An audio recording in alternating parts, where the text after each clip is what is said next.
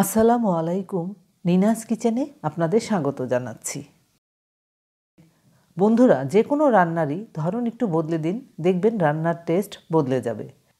তখন সবাই আপনার কাছে জানতে চাইবে কিভাবে রান্না করা হয়েছে। কারণ হলো রান্নার টেস্ট, ঘ্রাণ অনেক মজার হবে।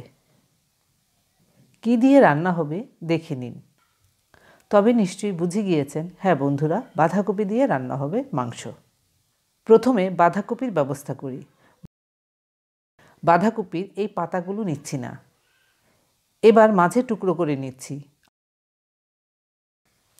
এবার টুকরো করে নিচ্ছি আমার ইচ্ছে মতো। আমি এভাবে টুকরো করে নিলাম। এবার বাকিগুলো টুকরো করে নিচ্ছি সেই একইভাবে। অনেকে হয়তো ভাবছেন এগুলো দেখিয়ে সময় নষ্ট করা। না বন্ধুরা, যারা নতুন রাঁধুনি আছেন তাদের জন্য বিশেষ করে অল্প সময়ে সব কিছু দেখানোর চেষ্টা করি। এবার দেখি মাংস। বন্ধুরা, যে কোনো মাংস দিয়েই রান্না করা যাবে। আমি রান্না করব খাসির মাংস দিয়ে। এখানে 1 কেজির মতো মাংস আছে। মাংস ধুয়ে পরিষ্কার করে রেখেছি, আর মাংসগুলো ছোট টুকরো করে নিয়েছি। রান্না শুরু করি। আধা কাপ তেল দিলাম, পেঁয়াজ কুচি দিলাম 1 কাপ, পেঁয়াজের সাথে গরম মশলাও দিয়ে দিচ্ছি।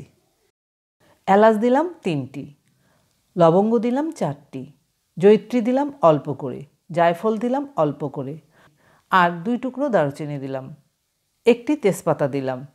এই মশলাগুলো সহ 1 মিনিটের মতো ভেজে নিলাম। এর মধ্যে মশলা দেব না, মাংসগুলো দিয়ে দিলাম। মাংস ভেজে নিচ্ছি।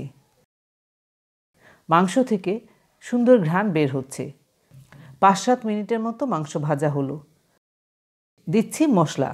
2 টেবিল চামচ আদা রসুন বাটা দিলাম, আর দেব হলো 1 টেবিল চামচ মরিচ গুঁড়া, 2 চা চামচ ভাজা ধনিয়া গুঁড়া, 2 চা চামচ হলুদ গুঁড়া, 1 চা চামচ কাঁচা জিরা গুঁড়া। দিচ্ছি পানি, কারণ মশলা মাংসের সাথে মিশাতে হবে। দেখে মনে হচ্ছে আরেকটু পানি লাগবে, দিলাম পানি। নেড়ে মিশিয়েও দিলাম। আরও দিলাম 2 টেবিল চামচ পেঁয়াজ বাটা, তাও মিশালাম। দিতে হবে লবণ, 1.5 চা চামচ লবণ দিলাম। মশলা মাংসের সাথে মিশালাম, লবণও মিশালাম। এবার ঢেকে দিলাম। ফিরলাম 10 মিনিট পর। তবে চুলার আঁচ মাঝামাঝির চেয়েও কমিয়ে দিয়েছিলাম। মাঝে অবশ্য নেড়ে দিয়েছি। এবার গরম পানি দিলাম 2 কাপের মতো। নেড়ে চেড়ে ঢেকে দিলাম। ফিরব 10 মিনিট পর। মাংস সেদ্ধ হতে প্রায় 30 মিনিট লেগেছে। এবার দিয়ে দিচ্ছি বাঁধাকপির টুকরোগুলো। এখন কাজ হলো বাঁধাকপি মাংসের সাথে মিশানো। মিশিয়ে দিলাম। এবার 3 মিনিটের জন্য ঢেকেও দিলাম।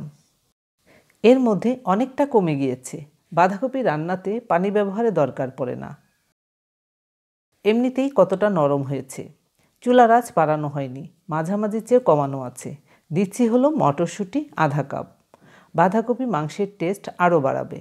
মাংস তো সেদ্ধ হয়েছেই, বাঁধাকপি আর মটরশুঁটি সেদ্ধ হওয়ার জন্য ঢেকে দিলাম। 5-6 মিনিট হলো দেখি বাঁধাকপি নরম হয়েছে।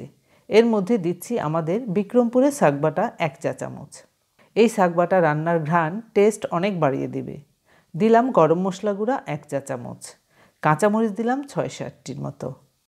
এই 3-এর মিশ্রণে দেখতে পাবেন চমক। যেমন হবে ঘ্রাণ, তেমনি হবে টেস্ট। এবার নেড়েচেড়ে আবার ঢেকে দিলাম। 2-3 মিনিট পর ফিরলাম। আমি নাইবা বললাম, আপনারাই বলুন কেমন হলো আমার রেসিপি। যদি ভালো হয়ে থাকে আমার আনন্দ। ধন্যবাদ সবাইকে আমার ভিডিওটি দেখার জন্য। আপনারা ভালো থাকবেন সবাই।